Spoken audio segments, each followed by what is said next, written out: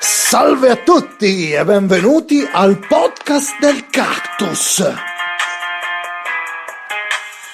Gli applausi come al solito tardano ad arrivare, forse addirittura non arriveranno, ma non importa ragazzi, perché falli tu oggi io sono sempre Benny come al solito ragazzi. E io come al solito, come di consueto, sono sempre Benny. Oggi in questa tua intro avevi questa leggera raucedine.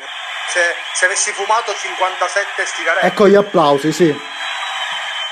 Ok, gli applausi sono a questa frase che ho detto sicuramente. Esatto, dicevo, bravo. È come se avessi fumato 57 sigarette, sei molto eccitato. Più che altro perché l'ospite del giorno, accompagnato anche da una nostra cara, o meglio, da un nostro caro ricorrente amico. Anche cara. Sì, anche cara, caro, diciamo è un po', ecco, a metà strada, no, sto scherzando, ma in ogni caso fa parte di quella che è la mia infanzia in qualche modo, quindi sono abbastanza emozionato, ma questo è abbastanza tipico, come sapete, cari ascoltatori, no? E allora, oggi chi abbiamo? Oggi abbiamo il nostro caro Vicio, che appunto invitiamo a palesarsi, e già l'ha fatto, ecco Vicio. Sì.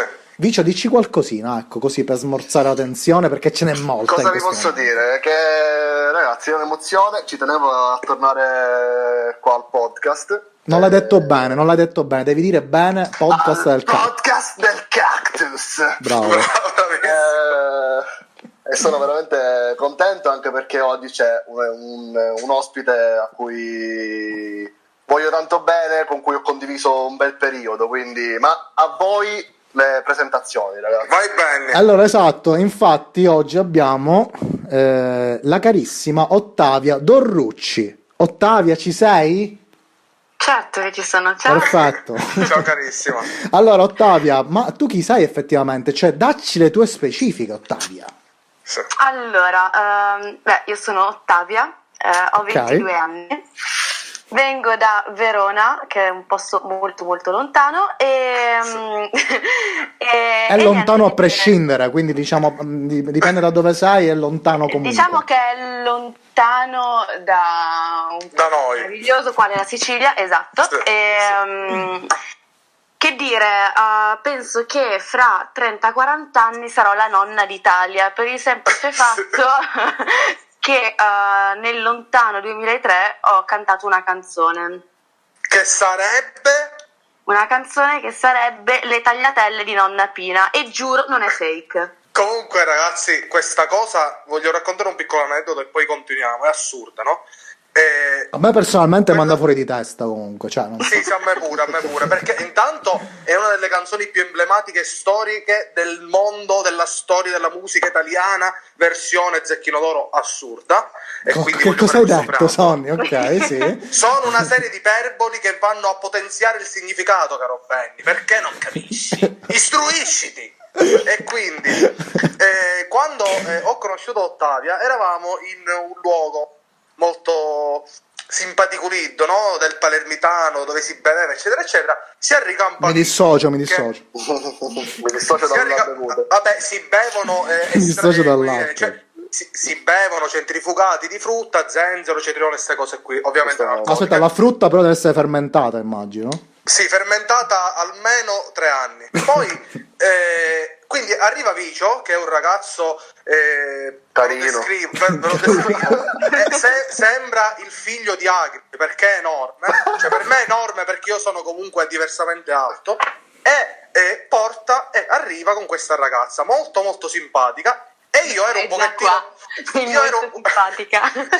io ero un po' diciamo preso, no, dall'euforia del momento, e qualcuno mi dice: vedi che lei è quella delle tagliatelle di Nonna Pina. Allora io tipo sono impazzito, cari ragazzi, e quando l'ha scoperto il caro Benny, che è uno che comunque si eccita facilmente, ovviamente. No, ma più che altro perché io con lo Zecchino d'Oro, ragazzi, ho un rapporto assurdo che adesso vi spiegherò il motivo. Sì. Perché c'è un motivo. appena saputo questa cosa, lui ha una tipica espressione quando si sciocca, no? Che è un movimento laterale della faccia con le labbra che sbattono a destra e a sinistra, liberando anche degli schizzetti di saliva. Quindi lui è impazzito. Cosa da non fare in questo periodo, comunque, ragazzi. Vi sconsiglio, don't try this at home and stay at home. Abbiamo conosciuto questa ragazza che è veramente molto simpatica e poi in quel frangente pure mi ricordo abbiamo preso il telefonino per fare la prova per Ottavia, perché come dici tu non è fake, perché hai avuto, no, delle situazioni in cui magari la gente non ci credeva, qualche amico, no, era un po' incredulo rispetto a questa cosa, non lo so, è mai successo qualche sì, aneddoto? Un sacco di volte in realtà, spesso non sono io a dire questa notizia o questa cosa del mio passato, ma lo dice qualcun altro, e quando questo succede generalmente la gente mi guarda e mi fa no dai, no, non è vero, ma lo fai soltanto per i like. No, cioè, io giuro, è successo. No, non ci credo. Prova a cantarla, poi se la canto mi guardano anche un po' delusi e mi è normale, cioè. e mi dicono no, ma non è la stessa voce, cioè la voce era un po' più strillante. Cioè, scusa, quanti anni avevi quando hai fatto 5 anni, appunto, cioè, ne avevo 5 e quindi Scusami, diciamo... ma come hai fatto tu a 5 anni? Che comunque i bambinetti a 5 anni sono un po' incartapecoriti, un po' infeltriti, tutti un po' cagasotto, a comunque andarti a piazzare in un palco così, cioè vuol dire che già di carattere sin da piccoli eri molto operativa. Ok. Cioè, com'è stata questa cosa? Non lo so, raccontami qualche aneddoto, sono curioso. Allora, di per sé la storia è anche abbastanza divertente. Il tutto è nato perché principalmente volevo conoscere il mio idolo di quando ero piccola, ossia Topo Gigio, e per fare ciò diciamo che era un po' necessario andare allo Zecchino d'Oro, cioè non c'era una via di mezzo. E quindi ho esposto questo mio desiderio a mio padre, che mentre stava lavorando, tanto per farmi tacere, ha detto sì va bene, e mi ha scritto alle selezioni Zecchino d'Oro senza dire niente a mia mamma, cioè lei non sapeva nulla, finché poi non hanno chiamato a casa per comunicarci il luogo e la data dei provini, e mia mamma fa io non sapevo niente, ma sua figlia non si chiama Ottavia? Sì, vabbè, fatto sta che mio padre fa non ti preoccupare, ci penso io, mi porta con mia grande disperazione in un posto che per me era sbagliato, perché tutti sanno che lo Zecchino d'Oro a Bologna, e il fatto che lui mi avesse portato a fare il provino a Padova, cioè no, non è giusto, non era corretto, poi non c'era Topo Gigio, quindi già lì la cosa non è che mi stesse piacendo più di tanto. Fatto sta che poi il caso vuole che venga poi presa dopo varie audizioni e sono finita lì e finalmente ho visto Topo Gigio, ecco. Però se posso come fa? Cioè, ragazzi, per me sarebbe anche un incubo pensare comunque a 5 anni. Io ho sempre odiato imparare le cose a memoria, ma comunque tu hai dovuto affrontare una fase di impariamo tutto a memoria, ansietta, tensione, cioè esistevano queste cose, comunque essendo un bambino non le percepisci. Beh, allora per impararla la canzone a memoria bisognava impararla in qualche modo, però diciamo che non ho assolutamente percepito l'ansia, cioè per me era un posto bello dove c'erano altri bambini, giocavo con loro, poi quando dovevo andare a provare la canzone andavo a provarla, fine, nel senso per me era una cosa più divertente, diciamo che ero piccola. Brava, non ero abbastanza grande. È l'incoscienza, no, del bambino, no, di quando sei piccolo e comunque non percepisci, poi tutte le ansie, tutte le paranoie vengono quando diventi più grandicello, e questo è il problema della vita. Ma e invece, quindi tu cantavi, eri la cantante principale, ma poi c'era anche il coretto degli altri bambinetti, no? Gli sfigati. No, perché? No. Perché? No. Salutiamo tutti. Mi dissocio comunque. Nel senso, non c'era un po' di antipatia? Assolutamente no. Cioè, i bambinetti non erano un po' invidio. Ragazzi, perché il bello del bambino che non ha capito tutta questa fascia di sentimenti bastardi, quale l'ansia, la depressione, magari un pochettino la maleducazione, la brutta figura di ieri sera. Sì, sono sicuramente delle cose che poi si acquisiscono con l'età. Quindi, per dire, io avevo sto dubbio, dico, non è che magari il bambinetto X del coro dice ma magari ho un po' di invidia verso Ottavia, che per esempio è lì in prima fila, eccetera eccetera. No, erano tranquilli. Certo, No, no, possibilmente poi ti avranno fatto qualche scherzetto, non lo puoi sapere mai, magari, che ti posso dire. Perché? Sì, No. no, può essere. No, ma in realtà era tutto molto, molto semplice. Poi chiaramente lavorando con i bambini l'organizzazione è molto organizzata, Certo.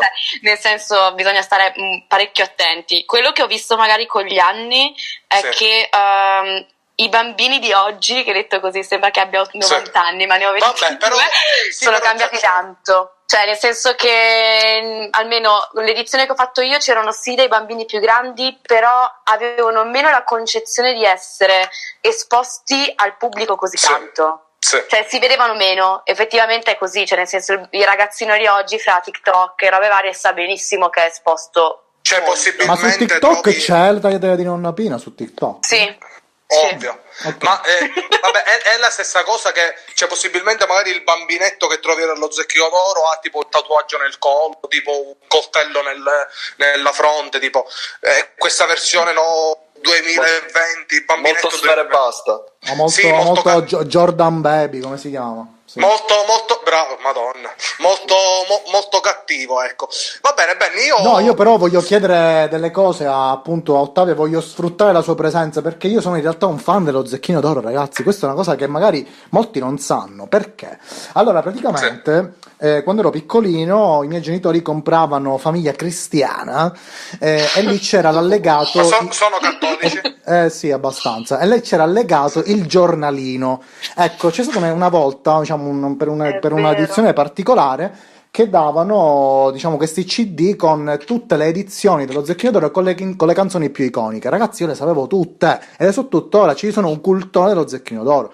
Purtroppo però le tagliatelle di Nonna Pina comunque è una canzone recente effettivamente rispetto alle canzoni storiche come appunto 44 gatti eccetera, no? Quindi Vabbè, lo Zecchino d'Oro ha avuto diciamo alti e bassi nella storia, ci sono canzoni che sono rimaste iconiche e possiamo dire che le tagliatelle di Nonna Pina del 2003 della 46esima edizione dello Zecchino d'Oro è diventata, diciamo, molto mainstream, secondo me, grazie anche al programma La prova del cuoco, che ce la tassavano di continuo in testa. Corretto. Quindi- vero. Esatto. Per favore, Sono pure abbassa i andata- cani, Sonia, abbassa i cani. Fai parlare Ottavia. Sì, No, scusami, Ottavio, dicevo vai. che ci sono pure andata alla prova del cuoco. Poi, tra l'altro, con la Clerici quest'anno è successa una cosa divertentissima. Cioè, nel senso, era lo Zecchino d'Oro, quindi qualche mese fa, novembre di quest'anno, per una partecipazione per un'ospitata e c'era anche lei perché lo conducevano. E è successa questa cosa che ci siamo incontrate prima di entrare in studio ed è partito un coretto, cioè lei ha iniziato a cantare insieme a me e quel momento è stato tipo il momento più alto della mia carriera praticamente, perché lei mi prende le mani e mi fa no grazie veramente perché tu mi hai portato tantissima fortuna e io ero lì che ho detto ok, cioè praticamente fatemi santa oppure datemi un premio o datemi dei soldi perché cioè nel senso non capiterà mai più questa cosa e quindi sì, è vero, la prova del cuoco ha spinto un sacco la canzone, vero, questo è vero. sì. Poi hai fatto anche una, diciamo, comparsata nel programma La prima volta del 6 gennaio 2019 con Cristina Parodi e lì hai fatto una bellissima performance col pianoforte, quindi tu anche suoni effettivamente, no? Sì. In cui hai fatto questo arrangiamento delle tagliatelle di Nonna Pina in chiave molto, diciamo, più adulta, tra virgolette. È stata una bellissima performance che tra l'altro invitiamo i nostri ascoltatori ad andare a recuperare su YouTube o comunque in generale cercando su remix, Google. tipo. No, non è proprio un remix, è un arrangiamento, dai. Ecco, Ci questa... sto pensando al remix, sì. Se- per Secondo me- l'estate se- 2020 arriva il Ci remix. sta, ci sta. Ottavia, secondo me non è... Mi sentite? Un pochettino laggante. Dico, Vai. secondo me non è una cosa da ignorare, perché secondo me spaccherebbe un sacco. Sì. Io non Sì, sto- stai laggando leggermente, Sonny. Comunque, sì, Comunque hai abbiamo perfettamente la ragione. abbiamo la possibilità anche di entrare in contatto con dei DJ importanti, quindi non vi sto scherzando, contatterò un amico di Giulia, che non dico chi è, perché non No, voglio hai fare ragione, pazzesche. bravo. Sì. L'hai capito a chi mi sto riferendo? Ovvio. Com'è che non ci abbiamo pensato Ok. prima, ma hai perfettamente ragione. Poi un'altra cosa che volevo chiedere alla cara Ottavia. Allora, io ho dei, diciamo, dei must all'interno della collection appunto dello Zecchino d'Oro E le tagliatelle di Nonna Pina chiaramente fa parte di questa, diciamo, raccolta. Ma ci sono due tracce della storia dello Zecchino d'Oro che per me sono significative, cioè io me le ascolto anche ora, cioè sono bellissime. E mi riferisco a Nonno Superman, che è una canzone stupenda secondo me. Bellissima! Brava. È pazzesca È quella pazzesca, canzone. ragazzi. Invitiamo i nostri ascoltatori ad andarla a recuperare. Probabilmente ci sarà anche su Spotify, non sappiamo. E poi mi piace un sacco anche Suor Margherita. Ragazzi, lo so, io non l'avreste mai detto, ma io sono appassionato dello Zecchino d'Oro, ragazzi. Mi piace troppo. Quindi, dici invece quali sono, diciamo, delle tracce consigliabili ai nostri ascoltatori che fanno parte chiaramente dello Zecchino d'Oro. Tosta, beh, Sì.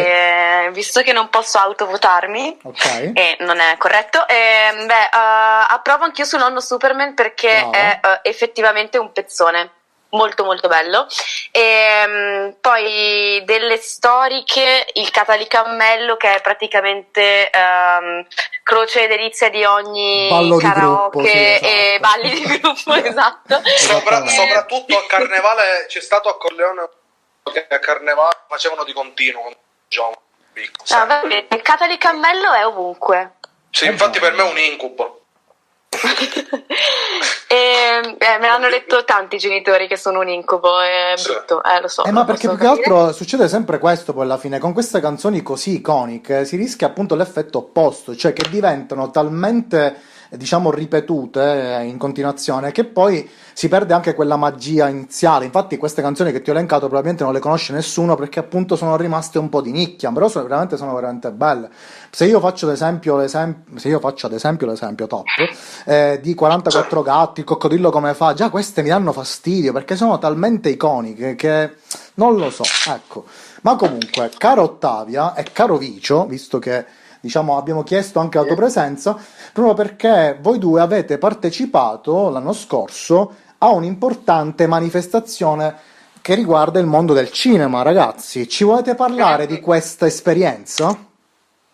Beh, siamo stati alla Mostra Internazionale d'Arte Cinematografica, ovvero la Biennale di Venezia, dal 28 al 7 settembre, se non sbaglio, quindi 28 agosto fino al 7 settembre, ed è stata la 76esima diciamo, edizione del festival. E noi ci facevamo la giuria, chiamata appunto Giuria di Venezia Classici. Chiaro? Cioè, in sostanza, vedevamo i restauri, dei film restaurati, ma anche documentari. Esatto, cioè erano 9 documentari originali, quindi inediti per il cinema, e quindi dovevamo guardare questi film restaurati e non, e poi assegnare 2 premi.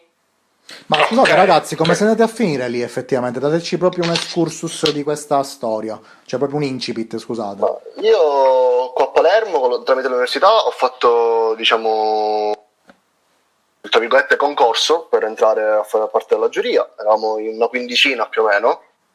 Penso lo stesso anche Ottavio, credo. Sì, più o meno sì. Quindi così, a me hanno chiesto per esempio curriculum, tutte queste cose qua, cosa studio, cosa appunto vorrò fare, e poi tramite anche voti universitari ho scalato la classifica come se fossi una hit estiva. Chiaro.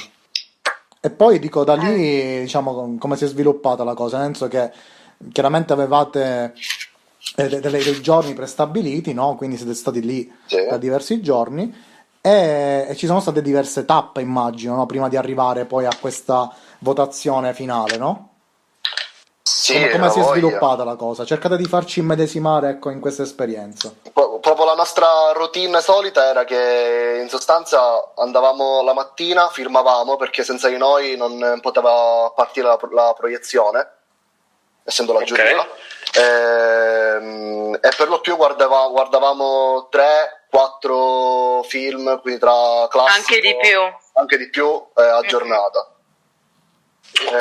Qualcosa che ti è rimasto impresso particolarmente e che tipo hai scoperto proprio lì?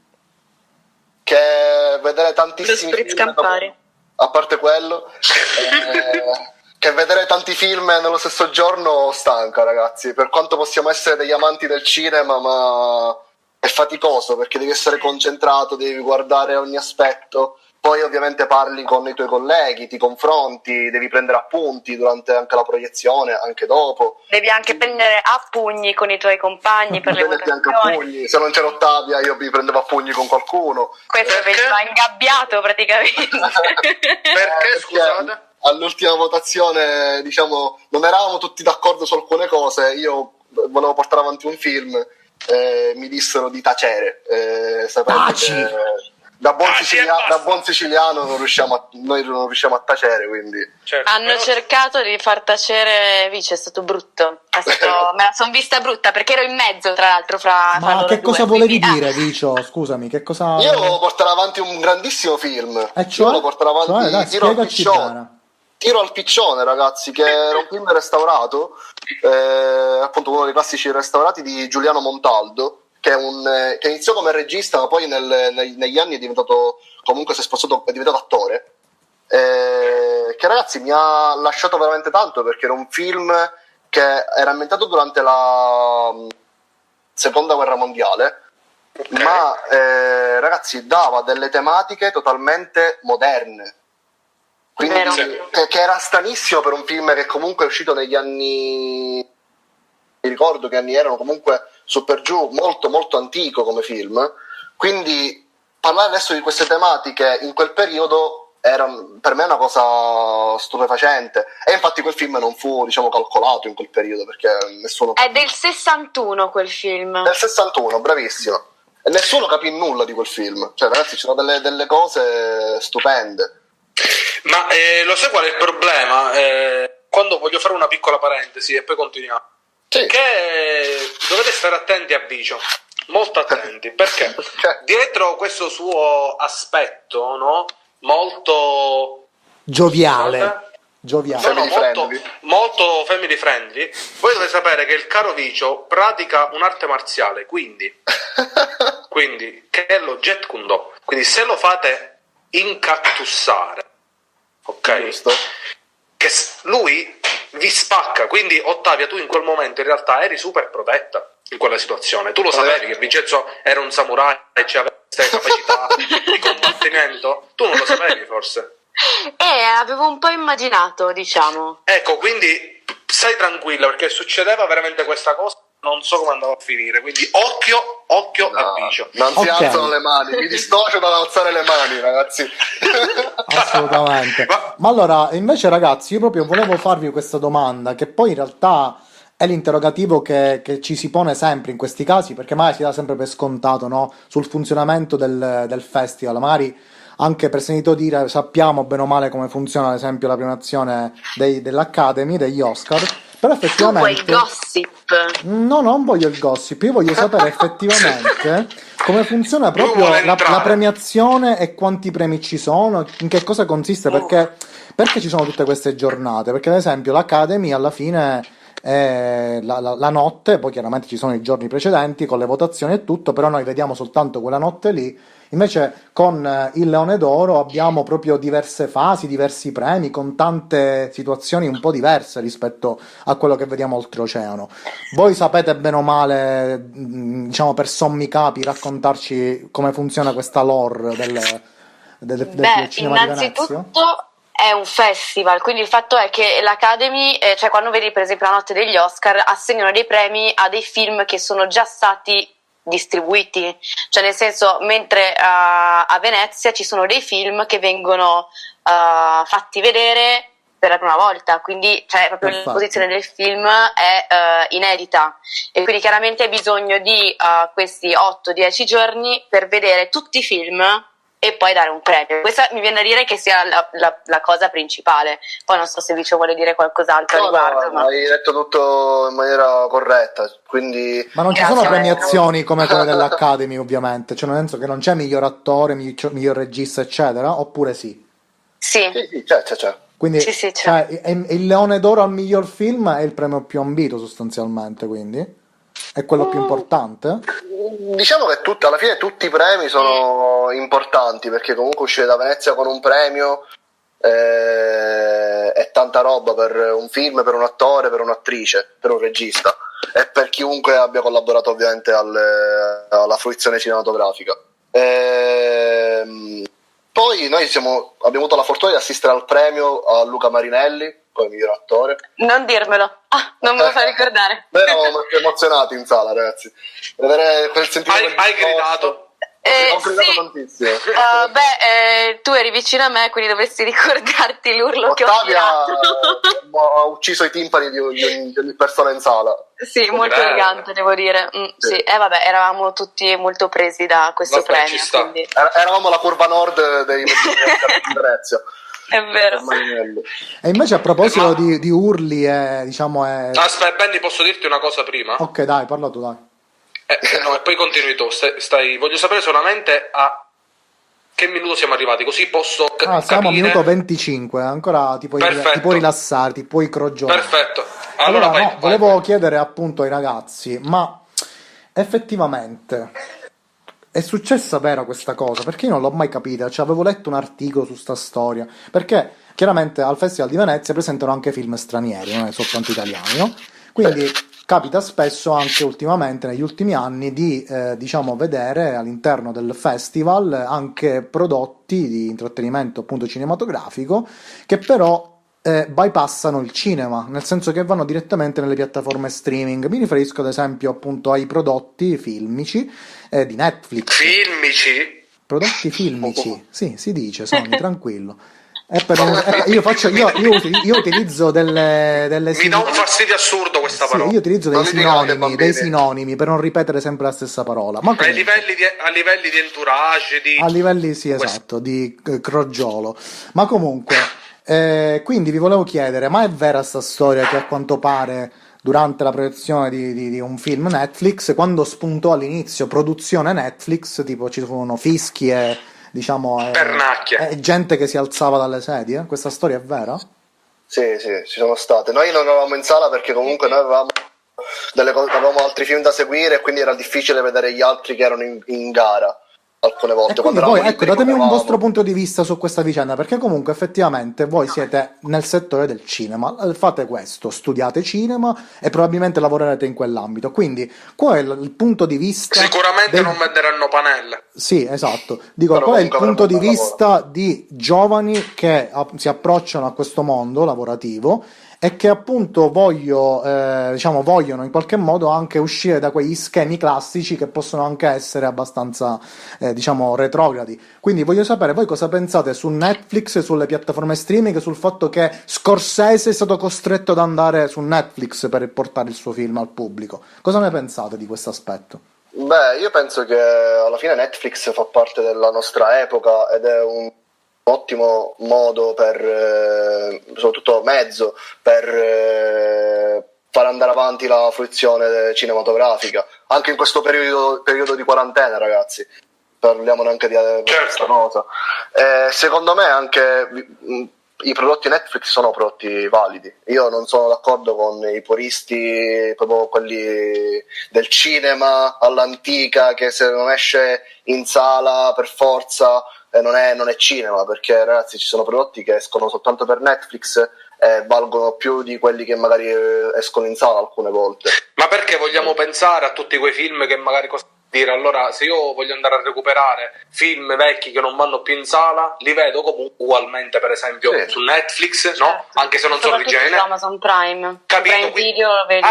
Ti volevo dire questo, è vero caro Ottavio, io ho notato che su Prime Video si trovano dei film un po' più impegnati, un po' più impegnativi rispetto a Netflix, e questa è un po' la differenza.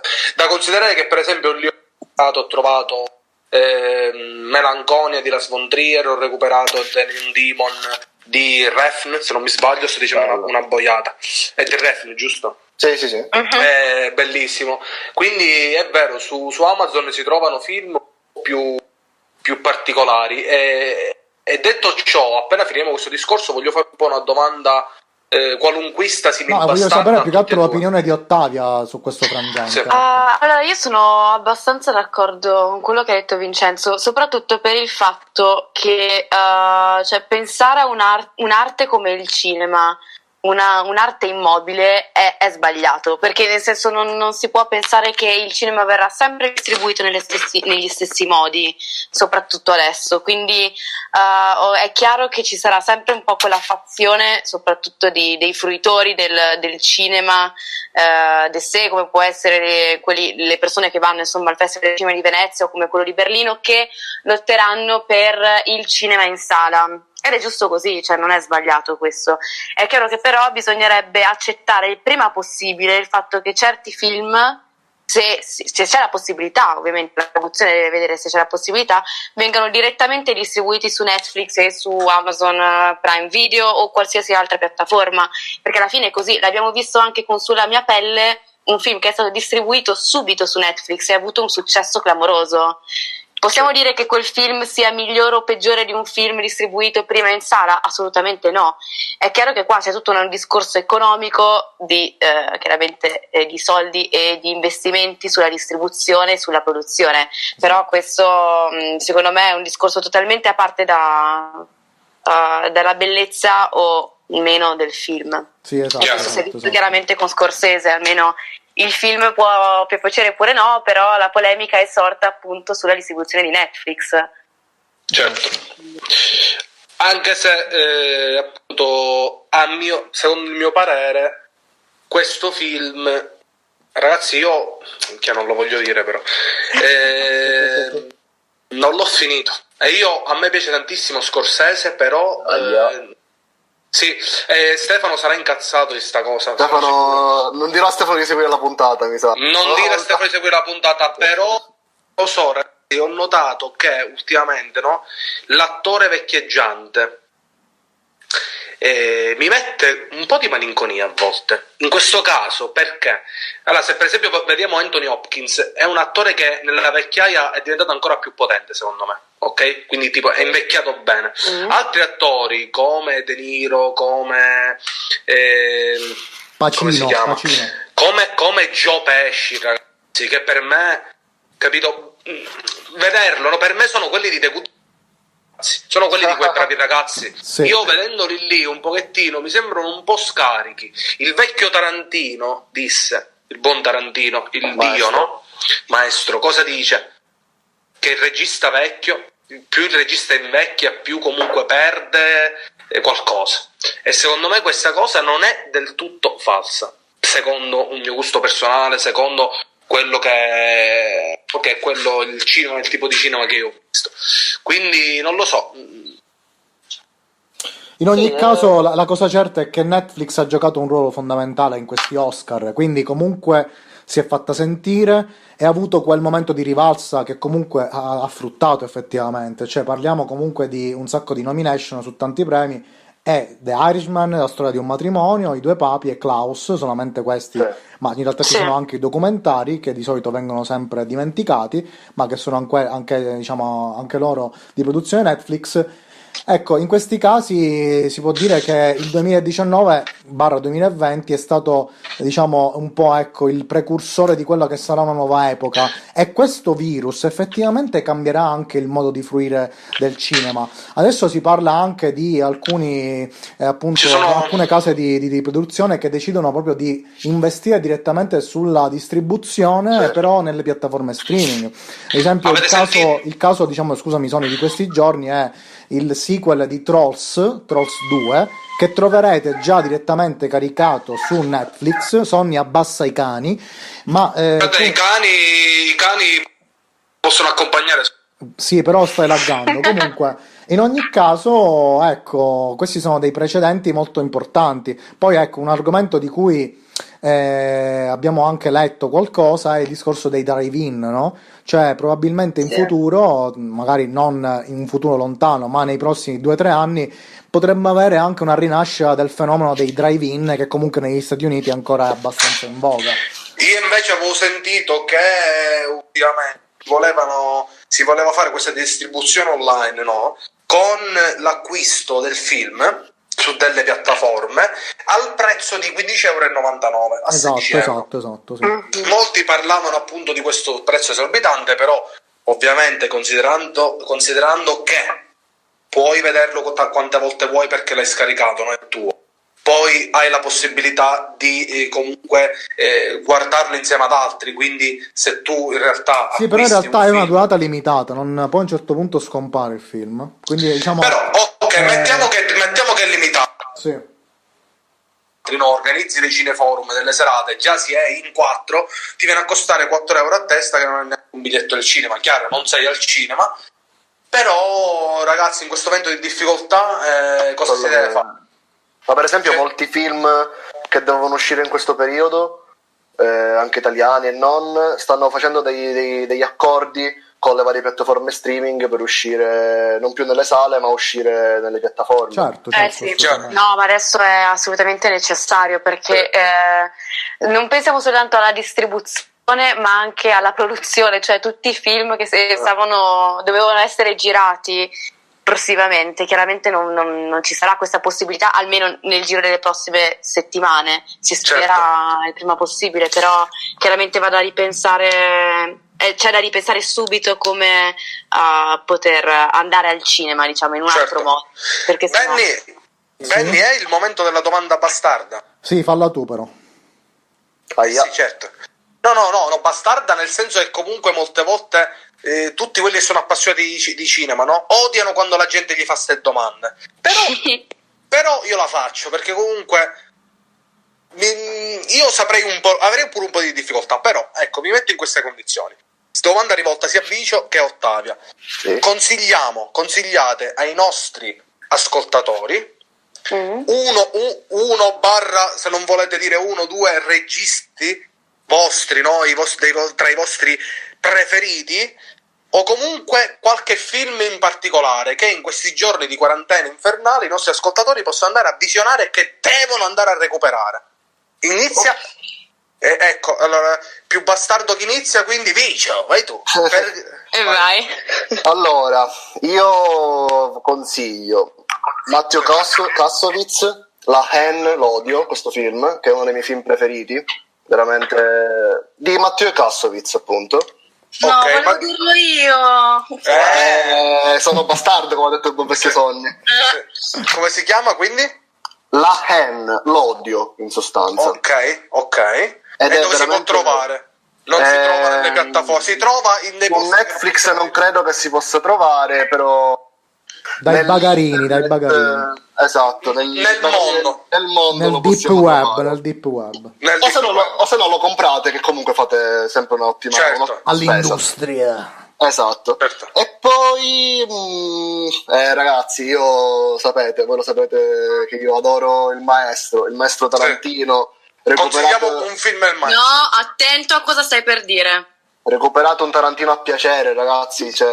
Allora, io te ne dico uno che mi viene su questo momento. Vai. In questo momento, che forse glielo sto fregando Ottavia, sono sicuro. È uno di quelli più nascosti, uno di quelli più meno cagati, ma rivedendo, e l'ho rivisto circa un mese fa, è incredibile.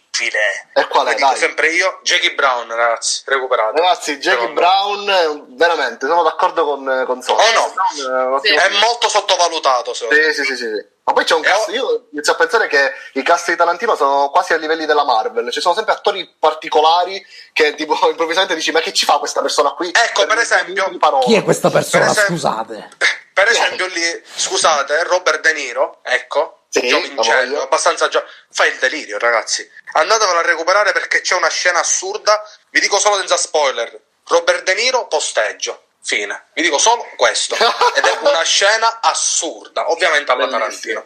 Ora tocca alla cara Ottavia. Ok, allora, anche io avevo pensato a una tarantinata in realtà, e volevo suggerire un rewatch, però a maratona, cioè integrale tutto uno in fila all'altro, di Kill Bill volume 1 e volume 2, perché non ci posso credere. Brava. Grazie. Ha il suo senso, ve lo posso assicurare. Poi potrà sembrare banale oppure no, ma un rewatch delle conseguenze dell'amore di Sorrentino sarebbe. Ah, ecco, io non l'ho visto. Ecco, posso dirlo? È uno dei suoi che prediligo, devo dire la verità, è veramente bello. Ottavia, ma tu hai visto la serie The Young Pop e The New Pop, a proposito? Di Sorrentino? The Young Pope sì, l'ho visto, The New Pope devo ancora guardarlo. Allora essere recupera onesta. perché è incredibile. È bello, è bellissimo, ragazzi. È bellissimo. Comunque si vede anche qui, no? La mano del regista. Regista in questo caso che è proprio un autore a 360 gradi con delle idee, secondo me, anche un po' tarantiniane per certi aspetti. Sì, Ma più che tarantiniane anche a volte surrealiste, se potremmo Certo. Ah, scusami, anche alla Lynch, diciamo. Bravo. Anche io voglio andare fuori dagli schemi e dico Tarantino comunque è una persona che ama Seneca e Sorrentino ama pure Seneca, quindi ragazzi okay. c'è qualcosa di senechiano pure all'interno Certo. delle cose di Sorrentino e di Tarantino, c'è il mondo totalmente Vicio, ma tu sei un po' senechiano, Vicio. ma a giorni alterni, Benny. Oggi che cos'è? Oggi è giovedì mi serve No, ricordiamo ai nostri ascoltatori che non esiste il tempo e lo spazio al podcast del Cactus, quindi oggi sì. non è giovedì ma è pignedì.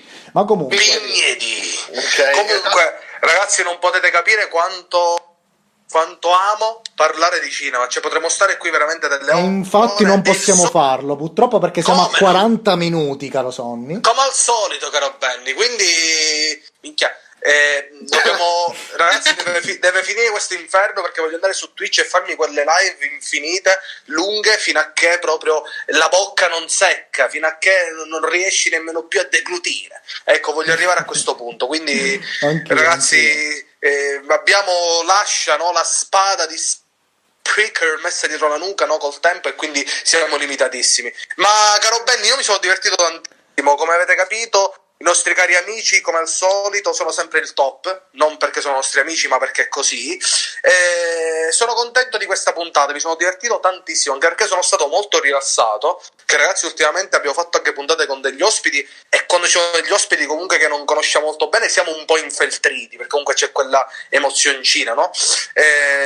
In questo caso sono stato veramente rilassato. Siamo stati in famiglia. Molto contento. Esatto. Sì, in famiglia. Ma poi guarda Sonny, c'è da dire anche un'altra cosa, che Vicio comunque noi l'abbiamo sempre a disposizione. Purtroppo con Ottavia dobbiamo, ecco, utilizzare questi mezzi, ecco, artefatti, però ci sta, ecco, la rinviteremo nel podcast del Cactus, ovviamente. Ma Ottavia ci verrà a trovare in Sicilia sicuramente, ritornerà. Assolutamente, chi viene in Sicilia... quello sicuro, appena ci liberano cerco di tornare in Sicilia. Appena ci liberano. Infatti, dai. Dai. Allora, Sonny, potresti darmi un consiglio, visto che io mi occupo di questa fase della produzione di questa puntata, come potrebbe essere il titolo di questa puntata? Poi ti dico la mia idea. Come la chiameresti questa puntata di oggi?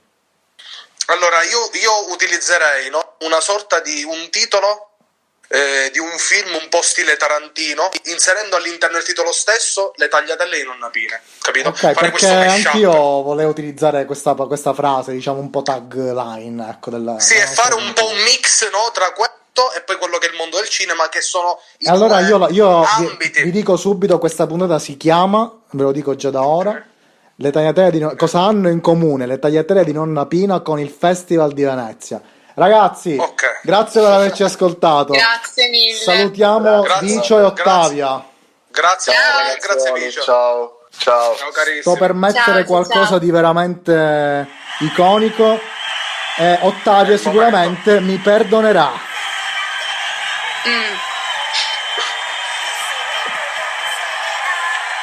È partito, Benny? Ci sei? Che succede? Dove buco? È partito. Scusa Ottavia.